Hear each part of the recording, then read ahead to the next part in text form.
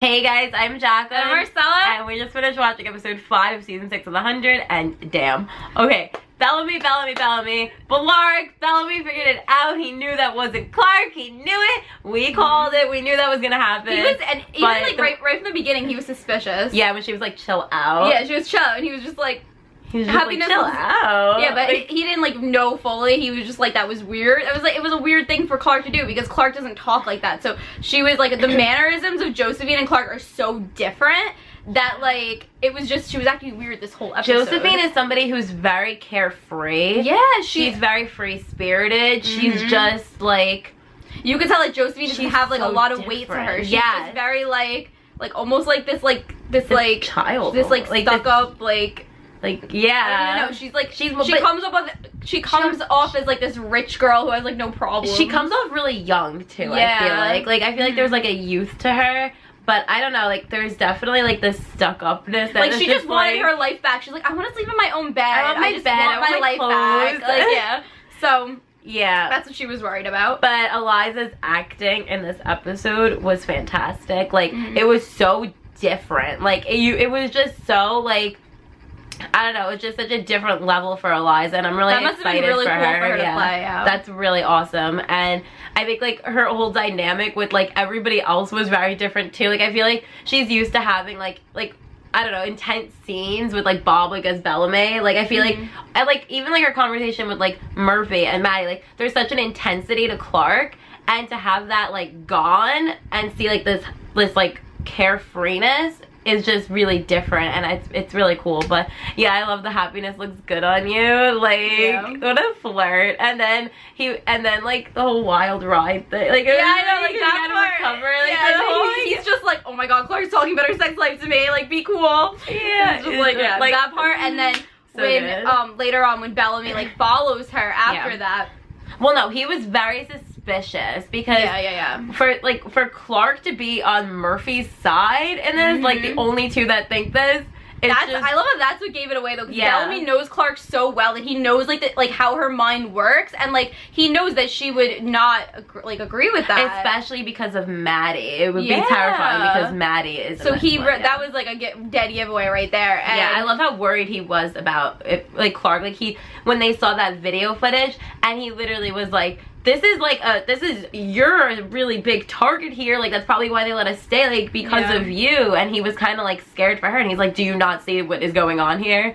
So I thought that was that was really good. I really liked that whole scene, how that was done. And I really liked that so I guess Bellamy is gonna also be very hard. Like I felt like that was very hard how he pushed her against the wall. It would have been head if he was more like Murphy, you know, and try to think this through. Like, wait a minute, like maybe I should play along with this. She doesn't know that I know, you know? But no, that was all hard. No, because that she kind of like she kind of gave it away to him too, though, because as soon as he started speaking to her in the grounder language, like, she was kind of like, can you repeat that last, but like right there, like he could have played this all very differently though. I know, he could have like alerted everybody and been like, listen, I don't think this is Clark, we need to like capture her or something. And then if he was thinking with his head, he could have done this more strategic. Clark, but it's Clark. The heart came out, and he was just like, who are you? Like it was like Clark and he pushed her against the wall. Like he pushed her against the wall. You guys, that was so hot. Like I just love that. Yeah. And the way he covered, and not only did he push her against the wall, he covered her mouth. It was just like, I'm thinking dirty thoughts, but like damn, that was some intense shit right there. And the way he's just like, who are you? Like it's so broken. Like he's so like upset, and it kind of goes back to the line that Jordan, he was furious. Like when it like focused on Bellamy's face when she said that, and it like all clicked, like it was gonna confirm completely for him. His face, he looked like he was gonna explode. Bellamy was so pissed. Yeah, no, he was. Oh my god. Yeah, but it's also a really devastation too, because they think now that Clark is dead. But we know that she's not. We know she's not. But I just think like it's interesting for them to have to go through this process of like, wait a minute. Okay. Thinking ahead. Once we get Clark back. Oh my god, I know. What if she like remembers this and she's like, and she like thanks him for knowing that it wasn't her and like figuring it out. Like, I hope that she does remember. Oh God, guys, I'm gonna have a heart attack right now just thinking about the Malarkey scene that we're gonna have in the future. I really need the scene of him being like, Clark, I know you're still in there, and trying to get through to Josephine to Clark, and then I don't know if that's gonna happen though. I feel like they're just gonna try to figure out how to like reverse it or something. Probably, because we can't have nice things, but like how good would that be, you guys? Yeah, and it also goes back to seeing Bellamy now using his heart in that kind of a situation, that moment. It reminds me of kind of what Jordan's line was, how he liked the heart Bellamy better, which I thought was a really interesting line. Yeah, he was like Bellamy like before Prime Fire. Yeah, which I thought that is an interesting line to throw into this episode. Yeah, because this is what will get Bellamy to be like, think with his heart and not like with his head, because if it was with his head he'd be more like, I love that Murphy also figured it out, because we saw Murphy kind of thinking with his head, and that didn't like figure it out. Okay, she literally told him. I know, she was like, she looked at the picture and basically told him, and then he's like, you're not Clark, like obviously. But like I think he was also kind of suspicious, because he's like, that's the second time you've called me that. Like he was called, like she called him John. Yeah, so I don't know. I think that I like that he figured it out though, because Murphy is like the perfect person to kind of like be on board with this, but like not, you know? Yeah, so he's like, gonna be like a double agent in the way that he's gonna like make her think that he's like on this whole like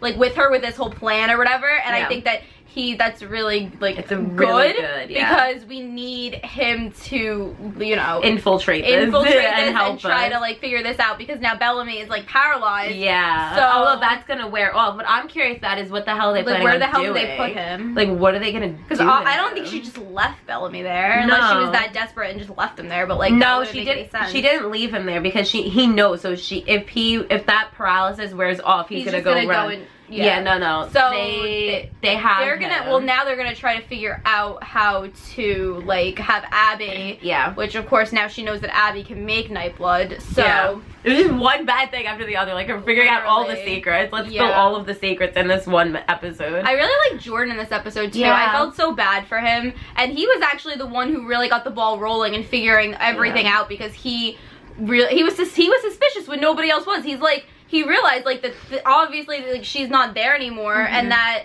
Delilah is gone, and like what the hell is going on. Like he questioned it when nobody else really was like, everybody else was just like, we need them, like we can't like offend them, we can't like question it. And Jordan's like, he was like, he's like, what the hell is going on? Like what happened here? Yeah, I really like Jordan in this episode. Yeah, I thought it was really sad when they saw that video of like a flashback of like what happened when they did it the first time, like when they watched that video footage. It's so like sick what they have done. It really is, but his reaction was just really heartbreaking. Like you felt so bad for him.